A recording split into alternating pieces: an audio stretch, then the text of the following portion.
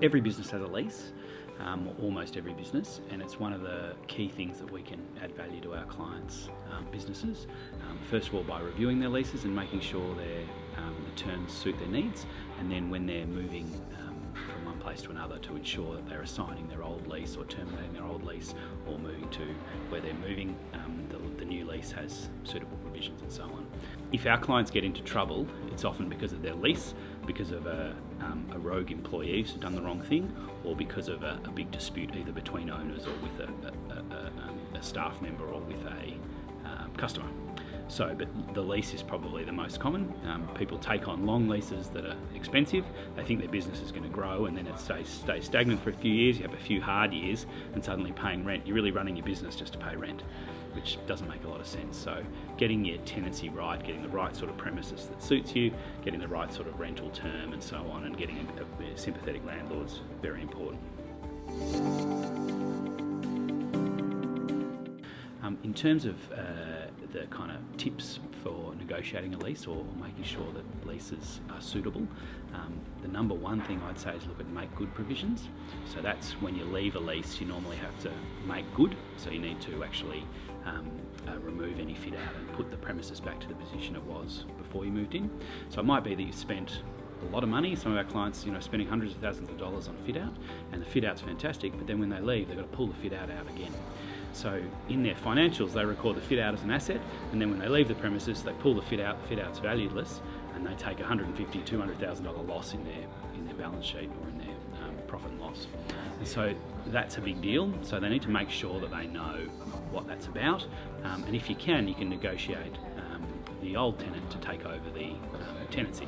There's nothing wrong with a make good provision. We can keep that in the lease. It's just that it might be you need to negotiate with the landlord or with another tenant to come in and make use of your fit out, which means then you don't have to meet the make good costs. Tip number 2 is shop around.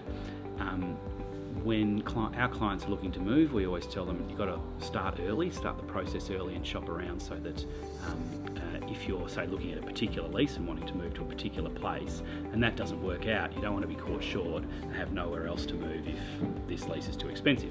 And that helps you with the negotiations. If you have multiple options, you might negotiate with 3 at the same time, and then if one of them falls through, you've got the other 2 to fall back on. And it means that you can then negotiate a better price, whereas if you've negotiated with one and then you need to move, your old lease finishes and your new lease is about to start, and then they up the price on you or something, and then you're stuck. So shopping around helps you get a better deal in leasing.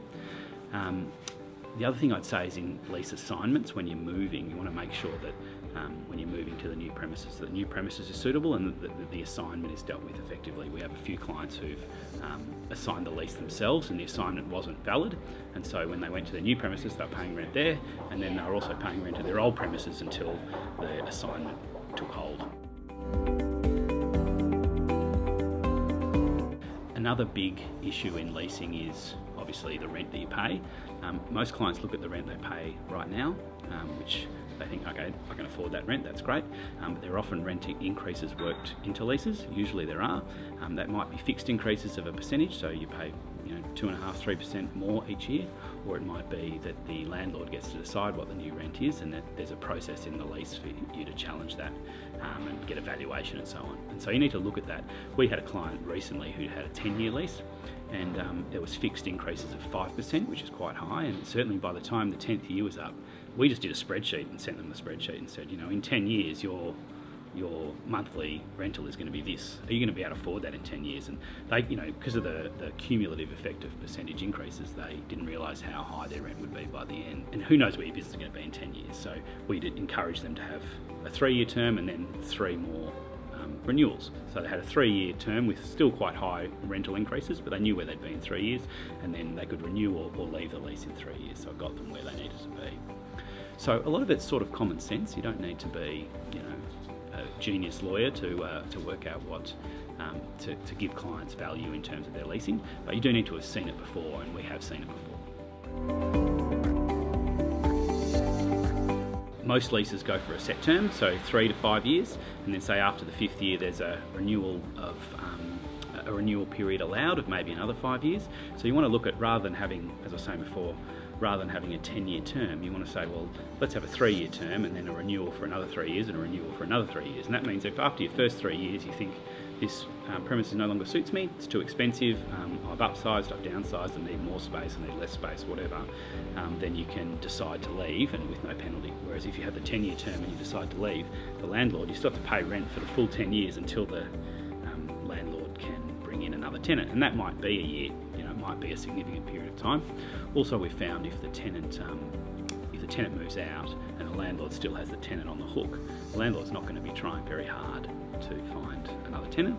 They're obliged to legally, but I mean the reality is they're not going to be desperately trying to find another tenant while you're still paying rent. So having a long period of a tenancy is a big risk. Of course, it can go the other way. Having a long tenancy can mean that you've got security, you're not going to get booted out. After 3 years, they can actually potentially kick you out, but only if you're in breach of the lease. So if there's a renewal period and you renew, you can get the best of both worlds by having a 3-year term that gets renewed 3 times, and then you sort of get 9 years of safe tenancy. Most landlords will allow a rent-free period. So when you move into a premises, they'll say, okay, you get 3 months rent-free, or they'll say you get a fit-out allowance, so an amount to help you fit out, because moving premises is very expensive. Landlords accept that if you're going to have a long-term tenant, then you want to offer them some incentive, particularly when premises have been vacant for a long time. So we'd always recommend that clients go in hard on the negotiation for a rent-free period. If you're going to sign up for a tenancy that's going to last 3 or 5 years and may last 10 or 15 years with the renewals, to have a 6 month rent-free period is not unheard of. We've even done one that was 8 months recently, which was an old Blockbuster video premises, which had been empty for a long time since Blockbuster obviously went under. So there was scope for a long rent-free period, and that really softens the price of relocation, and is good for startup businesses and all that. That said, you want to be in a position where you can afford to pay rent. You don't want to be going somewhere relying on the rent-free period that runs out and then you're stuffed. So there's some back and forth, but we'd certainly recommend clients negotiate for a rent-free period if they can, and be strong about it.